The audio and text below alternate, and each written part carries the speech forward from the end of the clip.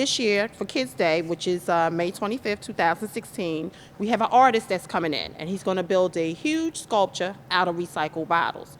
So we kind of put our heads together along with Sandy Huber, who's Executive Director of Clean Communities.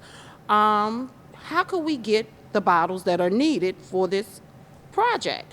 So we figured we needed about 5,000 bottles, so we decided to do a contest with all the schools in Lang City. Yes, we had a nice team, all the ladies behind us. We had a school-wide program. Our principal and vice principal were so supportive also. So it was really great. The whole school was definitely involved. We collected 8,500 and some bottles. It was awesome. There's an old saying that if you know better, you'll do better. So just by the training and allowing people to know that this helps us to keep, the streets and the city streets clean. This helps us to prevent from having our drainage system all clogged up. Sandy found this artist, and his name is Willie Cole, and he does all kinds of projects with recycled materials. He's bottles, and he's even done shoes and different things. So she saw him. She said this will be really great for our kids to be involved in this. And he's going to make a huge bird. Originally, they asked me to make a fish.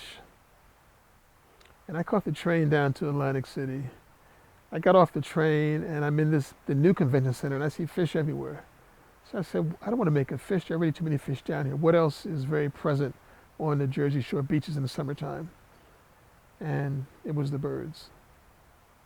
Yeah, I mean, it could have been a crab or just a shell. I realized that the birds are an endangered species, but I also realized that our environment is endangered through excessive waste and litter.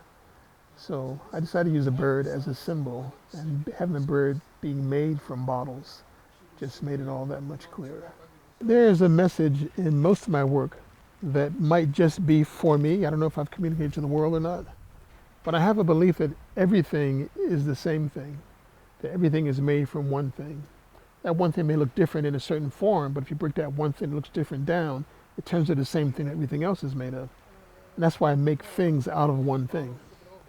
So I would love to have them walk away with that idea, that everything is anything and anything is everything.